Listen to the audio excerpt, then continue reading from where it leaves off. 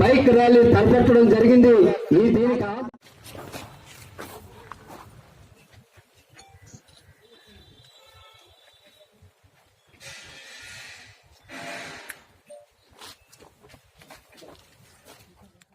అమరులైన అన్నదాతలకు నివాళులు, అమరులైనటువంటి అన్నదాతలకు సాధిస్తాం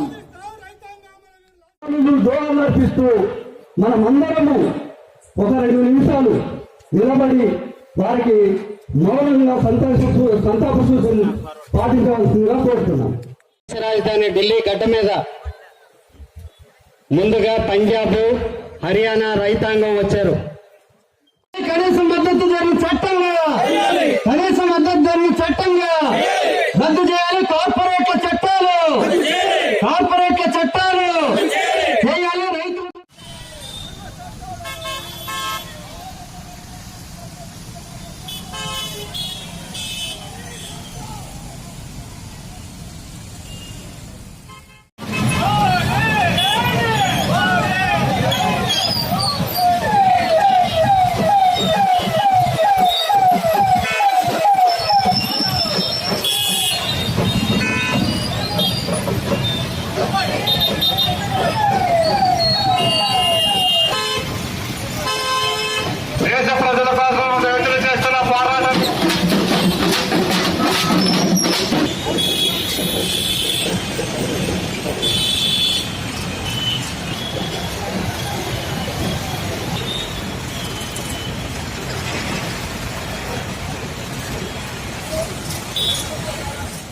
జరుగుతున్న పోరాటానికి ప్రతి ఒక్కరూ మద్దతు తెలియజేయాల్సిన అవసరం ఉంది. జరిగే పోరాటంలో ప్రతి ఒక్కరూ పాలు పంచుకోవాల్సిన అవసరం ఉంది. అంటే అన్నం తినే ప్రతి ఒక్కరూ రేపు మనకి అన్నం వస్తుందో రాదో తెలియదు. ఈ చట్టాలను అమలు చేస్తే వాటన్నిటి రేట్లు పెంచితే కార్పొరేట్ కంపెనీలు సరిగ్గా నిల్వ చేసుకుని అవి కొనడానికి అవకాశం ఉంటుందో కూడా తెలియని పరిస్థితి. అందుకోసం తినే ప్రతి ఒక్కరు, అన్నం తినే ప్రతి ఒక్కరు కూడా ఈ ఉద్యమంలో భాగస్వాములు కావాలి. ఈ దేశంలో వ్యవసాయాన్ని రక్షించుకోవాలి, రైతుని రక్షించుకోవాలి.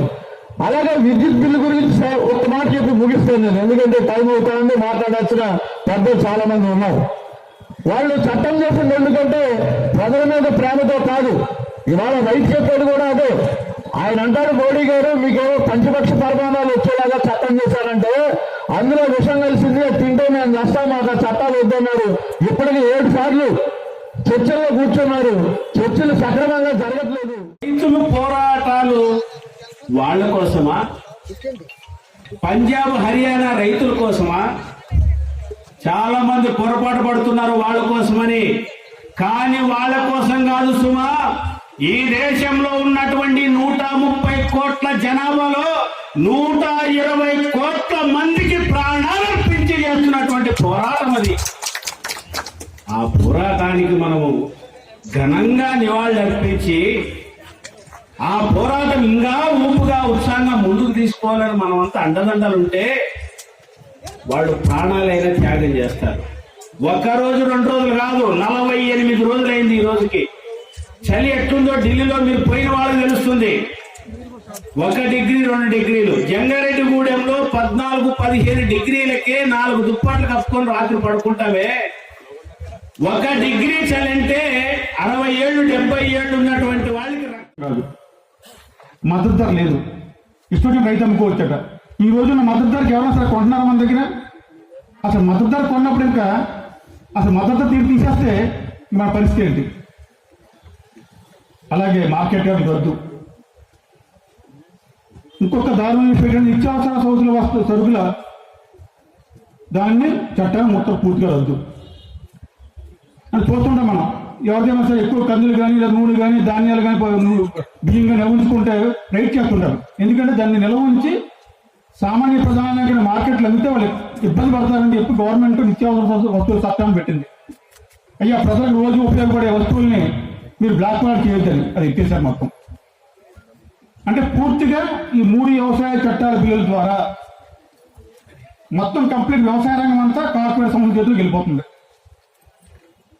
దాన్ని ముందుగా గ్రహించారు పంజాబ్ రైతులు వేస్తూ ఆ రైతులకి మద్దతుగా మనం 2-3 గంటలు మేము కూడా మీ అనుమానం ఉన్నాం. ఈ పోరాటాన్ని పూర్తిగా మద్దతిస్తున్నామని తెలియజెప్పడానికి మన ఇక్కడ సమావేశమయ్యాం. మనకి మార్చి నుంచి కరోనా వచ్చింది, లాక్డౌన్, రకరకాల ఆంక్షలు, రెడ్ జోన్ అని గ్రీన్ జోన్ అని రకరకాలు పెట్టి మనకి చాలా ఇబ్బందులు పడిపడ్డాం. ఆ సమయంలో కాపాడింది ఒక రైతే ఈ ప్రజల్ని. మనందరూ గుర్తుంటుంది. మనం దేని గురించి పోరాడడం, ఆ రోజున దేని గురించి పోకలాడడం, తిండి గురించే. మంచి కూరగాయలు తినాలి, మంచి పప్పు తిండి తినాలి. ఏం తింటే మనకి ఇమ్యూనిటీ పెరుగుతుంది. తిండి తప్పించే గ్యాస్ లేదు మనకి. బట్టల గురించి కానీ, ఆభరణాల గురించి కానీ, లేదా వెహికల్స్ గురించి కానీ అసలు ఏ రకమైన ఆడంబరాలు కూడా మనం పోలేదు. భారతదేశంలో యావత్తు అందరినీ ఒకటే